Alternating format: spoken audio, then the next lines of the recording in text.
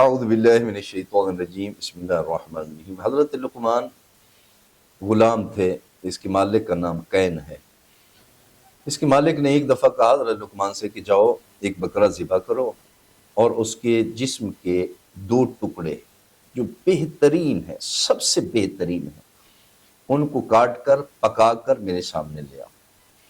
حضرت لقمان نے ایک بکرا ذبح کیا اور اس میں سے ایک دل اور ایک زبان، ان کو کاٹا، ان کو پکایا، تیار کر کے اپنے مالک کے سامنے پیش کر دیا۔ اس نے اس کو کھایا۔ پھر دوسرے دن پھر اس نے کہا کہ جاؤ ایک اور بکرا ذبح کرو اور اس بکرے کے 2 اعضاء، 2 ٹکڑے جسم کے جو سب سے بدتر ہوں، ان کو کاٹ کر پکا کر میرے سامنے لے آؤ۔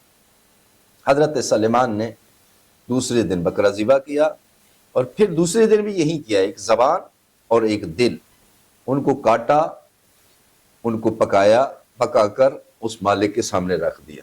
مالک بڑا حیران ہوا کہ کل میں نے کہا کہ بہترین ٹکڑے جو ہے نا وہ کاٹ کر پکا کر میرے سامنے لاؤ، تو تم نے دل اور زبان اس کو پکا کر میرے سامنے رکھے، جبکہ دوسرے دن آج پھر میں نے وہی سوال کیا تو پھر تم نے زبان اور دل کو کاٹ کر پکا کر میرے سامنے رکھ دیے، کیا یہ بدتر بھی ہیں اور بہترین بھی ہیں؟ تو حضرت لقمان کا بہت ہی خوبصورت جواب ہے۔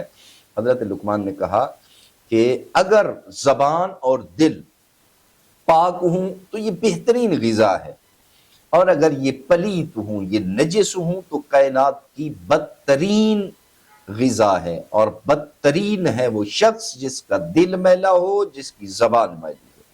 فرمایا پورے انسانیت کا دار و مدار ان 2 چیزوں پر ہے، اور پورے جانوروں کا دار و مدار ان 2 چیزوں پر ہے۔ اگر تو پاک ہے تو بہترین ہے، اور اگر نجس ہے، پلیت ہے، تو یہ بدتر ہے۔